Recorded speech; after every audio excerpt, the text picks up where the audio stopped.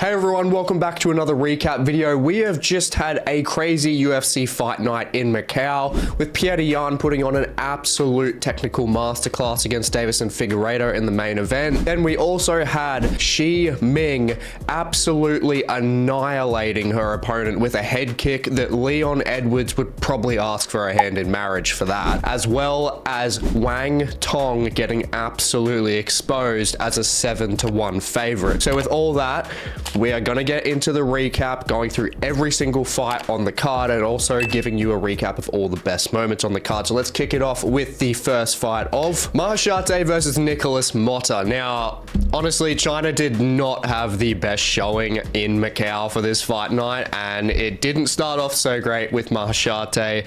No arguments in this one. 2 knockdowns from Nikolas Motta. He was just timing his strikes better. He was just the better fighter on this night, honestly. I mean, his power was just so evident in the exchanges. He was actually just quicker in the exchanges as well. And you could tell that he was just more confident. Maheshate, whenever he went in and engaged, he would always have to just go straight back on a straight line in a linear fashion. And that was the biggest issue for him, is that head movement. The head movement completely screwed him. He really needs to get that head movement on lock, because otherwise, if he's fighting these guys at lightweight that have this kind of power, like Motta obviously, and guys like Manuel Torres as well, he's gonna get chinned. And I mean, that's what's happened before as well. So if he can work on that, then he will be fine. But within this fight, easy 30-27 for Nikolas Motta. Dropped him pretty much every single round. Just very clear 30-27. Great win for him in this one, and almost got his first pro submission win of his career. Now moving on to an absolutely amazing fight and perfect prediction, Xiao Long versus Quang Lee. So in the first round, Long was just using his left very, very well. I mean, especially timing it in the exchanges, because he is just the faster on the feet. It was very even, I will say, because Long was faster, but Quang Lee, especially through that first round, he was just generating more power with his straight shots overall. But Xiao Long stole that first round on activity. But both of these guys, fantastic chins, obviously leading up until that third round, because Quang Lee in the second, he made Xiao Long drop a knee. He did get hit with a clean strike, dropped a knee, but then Xiao Long is just so entertaining. This guy honestly is sick. Like, he gets dropped, technically gets dropped, takes a knee, gets back up, hits Quang Lee with a clean overhand, and then just screams in his face. I mean, his pace throughout the 15 minutes was extremely impressive. He never slowed down. He connects with his shots well, and was able to stifle Quang's takedown and control attempts as well. But honestly, the speed of him is the most impressive thing. And especially when it comes to those 1-2s down the pipe, that's obviously the best part of his game, because that's what got this fight done. 1-2 straight down the pipe against Quang Lee, who I did say in the predictions, yes, he fought Chris Gutierrez, but still, he is an overrated fighter. And when it comes to his wrestling game, I was not surprised that he used no wrestling, basically, because Xiao Long does have that offensive submission threat, and he thought that he would be able to take him on the feet, which in the first round he was doing decent. But Xiao Long, with the pace, with the speed, he just ran away with it, and a fantastic knockout. Definitely keep an eye out for this guy. He is insane, especially on the microphone, but he is very entertaining. Moving up the card to another perfect prediction, Lonnie Kavanagh versus Jose Ochoa. Now, Kavanagh definitely got those fast twitch muscle fibers. He did a fantastic job with the outside lead leg kicks, especially when Ochoa was in southpaw. He was just able to chop the outside and just really stuff Ochoa's composure. And his kickboxing, I mean, very, very, very good. But the best part of his game is definitely the head movement. But I will say, a little bit too much biased commentary on Kavanagh from that lineup from Bisping and John Gooden as well, I will say, to be honest. I mean, look, even though Jose Ochoa lost, I think it was a 29-28, because he hurt Lonnie Kavanagh pretty badly in the second round, hurt him with the body shots. And I did not think that Ochoa would get taken out because, yes, Lonnie Kavanagh has a lot of hype on him. He's got like the left hook from hell. He's just a very technical striker and has got very, very good power. But Ochoa, he's a Peruvian dude. Like, these guys have chins. They really do. And he is impressive. I mean, he's undefeated. He was utilizing his range quite well as well.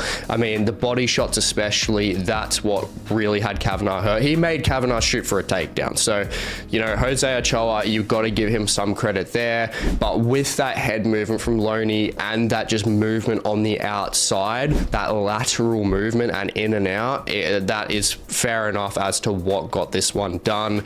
He has definitely got that elite head movement there, and very impressive win, but definitely not surprised that he got taken by a decision. Moving up the card to Nyamjargal Tumendemberel versus Carlos Hernandez. Now, this was a pretty interesting fight because obviously split decision, and I had Nyamjargal in my predictions, but I do honestly agree that Carlos Hernandez got it. Like, I don't have any argument either way, to be honest. When the split decision got read out, I was like, I don't care, either of them could honestly get it because it was that close. Nyamjargal, he had more power in his hands. He caught Carlos Hernandez with a very nice left hook at the end of the first round in a flurry, dropped him, easily took that first round based on that. And then Carlos Hernandez in that second round, he really took control with the control. I mean, his transitional abilities on the ground were very impressive offensively this time. And Nyamjargal, he's just so wide open in terms of his defense when he is on his back, which we haven't really seen that much before. There's not much tape of him actually on his back. And yes, he is very wide open. I mean, in half guard, his legs were so spread out. Like, Carlos Hernandez was literally just sliding through transitions like butter. He was able to get into full mount as well. And he took that second round. And in the third round, it was tough to call because it's the volume of Hernandez with that bit of control or the damage from Nyamjargal, but ultimately I just don't think Nyamjargal had enough output in comparison to that damage that he did place. So I think it is fair that Hernandez did get this 29-28 decision. Now, moving on to the holy shit moment, Shi Ming versus Xiaocan Feng. This was ridiculous. I mean, honestly, just chuck all like statistical analysis out the window. You have like the most unassuming, tiny, like literally natural atom weight fighter in Shi Ming fighting Feng Xiaocan, who is a natural flyweight. The size difference here was insane. Shi Ming was like a 7-1 underdog. I obviously had Xiaocan by a decision. I mean, Shi Ming just looked incredible. I mean, her parents don't even know that she's a fighter, and then she gets arguably one of the best knockouts of the year. Absolutely insane. Xiaocan took the first and second round. I mean, we give credit where credit's due. I mean, the range was insane from Feng. I mean, she was able to deal with Ming's ground transitions pretty well. She elevated her, got into full mount, and that's where it was looking pretty bleak for Ming overall. But yeah, literally on the feet in that third round, straight out the gates, she timed the most perfect head kick, literally reenacted Shevchenko's KO against Jessica Ai, but literally just more brutally. And yeah, Xiaocan was literally out for 4 minutes and then got taken to hospital, and every single fight afterwards there was an update on her health. Like, that is how bad it was. Just absolutely insane. Like, coming from a natural bloody atom weight fighter, absolutely annihilating someone that is naturally 2 weight classes above her. Absolutely credit to her. She's going to have a lot of just that's a highlight reel finish that she's just going to have like plastered everywhere. So she's got to make a name for herself. And Feng is going to have a huge suspension, but now I think Shi Ming's parents have, I don't know how, if they haven't, but surely they've found out now that she is a bloody MMA fighter. Moving up the card to Kiru Sahota versus Donghoon Choi. This pick for me was really frustrating, to be honest. I really regret choosing Kiru Sahota in my predictions. The head movement is just not there at all. Strike defense extremely poor. His movement overall just was portraying the absolute opposite of confidence, and Choi just literally ran in, hit a clean overhand, took him out, and easy work for him. Realistically, there is not much to say about this. Kiru Sahota, yes, he trains with Lauren Murphy at like the Manchester top team and everything like that, but ultimately just the skill there is clearly just not there in terms of the caliber of UFC opposition that he could then be facing. So yeah, Donghoon Choi 100% deserved this win, and I do wish I went with him overall. I mean, the only reason why I was really looking at it is Kiru Sahota with his, obviously his range. I mean, just his ability to maintain distance and, you know, find those clean shots, especially when it comes to elbows, when the fighter is coming in, when they're trying to wrestle. But Choi didn't even need to do that. It just comes in and just cleans him up because he has no actual strike defense. So easy work for Choi here. Moving up the card to Baergeng Jalisi versus SuYoung Yu. Now, aside from Sahota, Jalisi probably had the worst performance on this card. I mean, overall, in terms of having at least a decision win here, SuYoung Yu absolutely ran away with this. I mean, I actually picked Jalisi because he has the power on the feet. He's usually very good with his volume and has an actual semi-decent ground game, especially offensively. But when it comes to SuYoung Yu's grappling threat, it completely closed off Jalisi's entire game. He completely shut down absolutely everything. I mean, Jalisi was way too hesitant after that first round where he got taken down and he got mounted pretty much straight away. So defensively on the ground, he is pretty poor and there is a hole there. But SuYoung Yu just did a fantastic job, not only getting it to the ground and just overtaking him there, but by instilling that fear of the takedown, SuYoung Yu got better combinations off on the feet. So he was literally just winning absolutely everywhere. So absolutely no argument here. Clear as day, 30-27 win for him. Moving on to the main card, Zhang Mingyang versus Ozzy Diaz. Brother, come on. I mean, Zhang Mingyang, easiest, clearest pick for me on this card. First round KO. That's what I said in the predictions. I mean, the guy is an absolute killer. I am so keen to see how far this guy goes. Definitely one of the most underrated fighters in that whole entire division. He's just a killer. I mean, he's 18 wins, 18 finishes. The guy is just a freak. And like, it's rare to see these Asian guys being in these heavier weight classes. And Zhang Mingyang, as the male fighter, obviously along with Song Yadong, he is really spearheading China in the men's department. And honestly, no better guy to really do it, because I mean, the power that this guy possesses is like Alex Pereira-esque. He took out Ozzy Diaz with a very, very short elbow, no wind up, just floored him, and then he was done. I mean, credit to Ozzy Diaz. I mean, he's had Joe Pyfer at middleweight, and now he's had to fight bloody Zhang Mingyang at light heavyweight. It's just not real. I mean, it's a very high risk, high reward, and I mean, he's just hit the high risk both times. He was avoiding the shots early on, which was, you know, all right. I mean, for 2.5 minutes he was, but yeah, it was just a matter of time before Zhang Mingyang absolutely just took his lights out. Moving up the card to Volkan Oezdemir versus Carlos Ulberg. Now, this was actually a very good test for Carlos Ulberg. I think in terms of a development sense, this is the best opportunity for him to actually grow, because he got to fight Volkan Oezdemir, who is very experienced. He's fought the best of the best and actually has somewhat of an offensive takedown threat and wrestling threat. And in this, he showed a great takedown defense-based game. I mean, he was able to sprawl out, he was able to obviously feed in the underhooks, and he was able to break away from the clinch situations without getting tagged by Oezdemir as well. He circled out very safely, which we just haven't really seen from Carlos, because no one's actually really threatened him when it comes to that heavy wrestling game, which is a very huge problem when it comes to light heavyweight and that development. But I did have Carlos Ulberg taking this by second or third round KO TKO, but something that I probably should have really looked at more is Volkan Oezdemir, obviously with that experience, and he was actually doing a very good job of just making sure that he was reading that check left hook of Carlos Ulberg pretty much straight away, which as a veteran, I mean, you kind of expect that. So he really did shut down Carlos Ulberg's best weapon, which led to the decision. But Carlos Ulberg ultimately just way faster, way more athletic, put the combinations together a lot better. Oezdemir was getting desperate within those second to third rounds, and you could tell from the visible damage Carlos Ulberg was running away with this fight. But credit, obviously, Volkan Oezdemir didn't get knocked out, but yeah, Carlos Ulberg definitely ran away with this one, and honestly, just fantastic fight for his development moving forward, and hopefully we get to see him versus Alex Pereira very soon.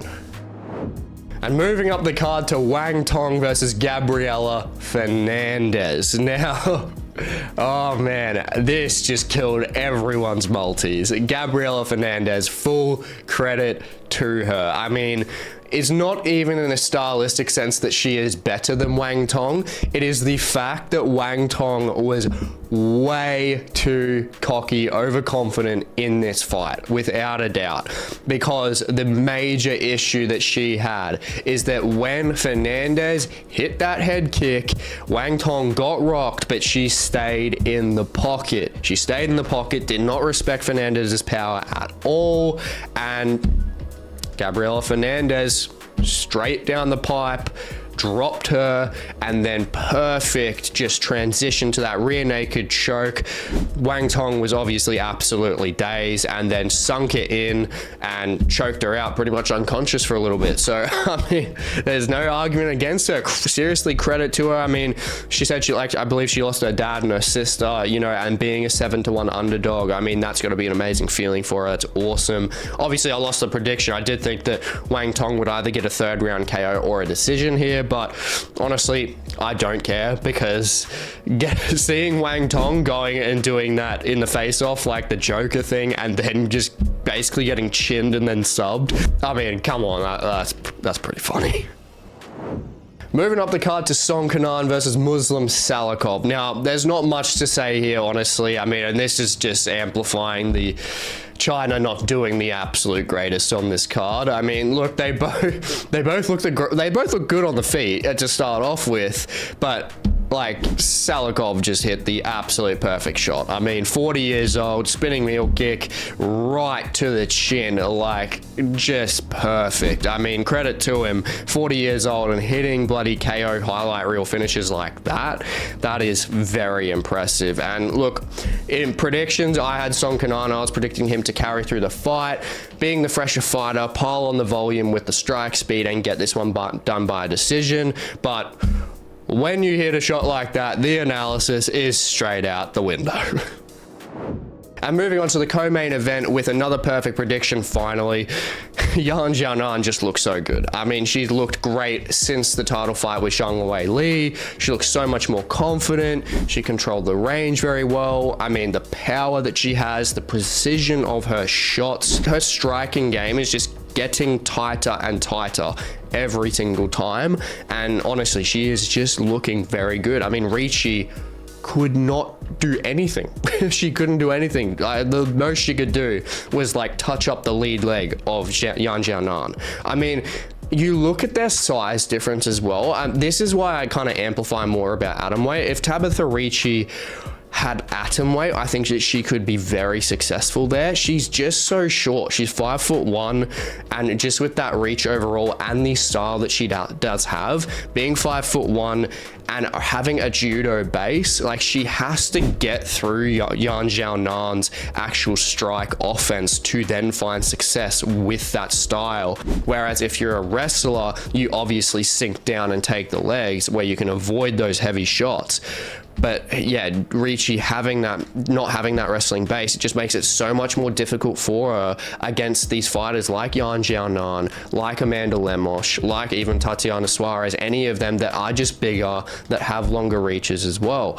And that's the big issue here. I mean, she completely got done out, and her staying on the feet against Xiaonan is just, you're not winning. I mean, Xiaonan, she feinted the uppercuts extremely well, shot just beautiful straights down the pipe off the feint. And look, credit to Ricci and her chin. I mean, she took like 5 times the amount of shots that she actually put out. She got done out on the feet pretty badly. I mean, 30-27, clear as day.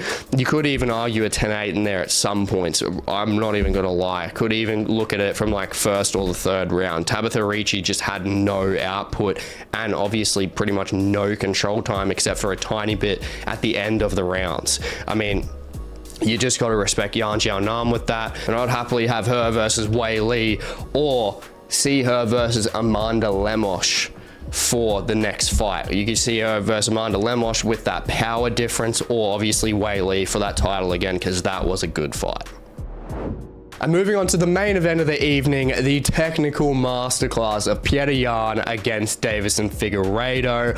Holy moly, this guy is one of my favorite fighters. He is just mesmerizing to watch, whether it's on the feet or on the ground. His fight IQ is just amazing. I mean, to do this, a 50-45 against a guy that is that threatening, like Deiveson Figueiredo, my lord. Like on my prediction, I had Yan perfect prediction as a decision, but I would say that I was thinking that it would be a 49-46 to Petr Yan, which you can argue with the 4th round for Deiveson Figueiredo dropping Petr Yan. Technically, statistics don't say that, but he did technically fall. But it just doesn't matter because Petr Yan, you can easily just argue the 50-45 more so because he just clean sweeped. Honestly, he looked great, absolutely fantastic, and surprising how fast he was through the first round. Let's break down every single round. In round 1, Deiveson Figueiredo, he had a great inside trip to get Yan down, but Yan did a great job of controlling the wrist and reversing the position and then getting on top and landing ground and pound. So he won the first round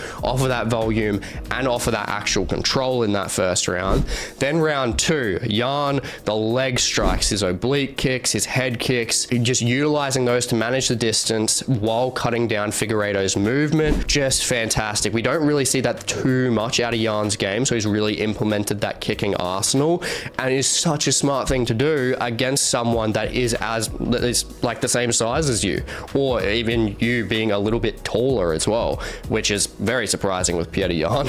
But I mean, he just did a fantastic job of making sure that he was stifling Figueiredo's movement, as well as making sure that he was not able to generate so much power because he was keeping that distance. Now, the outside reap that he got at the end of the first round, he sent Figgy flying. I mean, it just, Petr Yan's ability to utilize judo in there as well, just the trips in there, while having that defensive ability on the ground and his ability to actually transition and reverse. He's just a nightmare to deal with because Figgy's game plan was really to get Yan down, control him, be stronger than him, and just drown him out. I mean, Yan completely just stifled that whole entire game. I mean, incredible with defensive submissions. I mean, he dropped him with a straight uppercut as well. That was really clean. I mean, as soon as Figgy went to level change, Yan just popped an uppercut straight on his chin, technically dropped him. Statistics don't say it, but Yan striking overall in that 3rd round, which that did happen in the 3rd round, his striking was just beautiful. I mean, the constant stand switches, swapping his jabs and putting those uppercuts right on the chin. The uppercuts were the best strike that he was using for sure, but that's where I'd say the 4th round is credit to Figgy, because that power from Figgy is always there.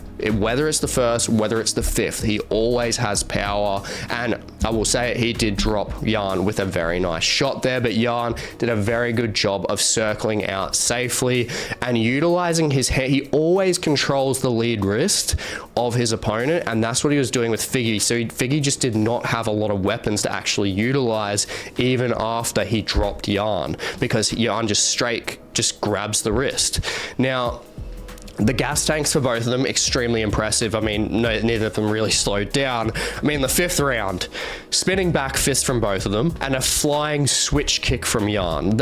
What the hell? Like, after that much output, Yan almost hit 200 strikes.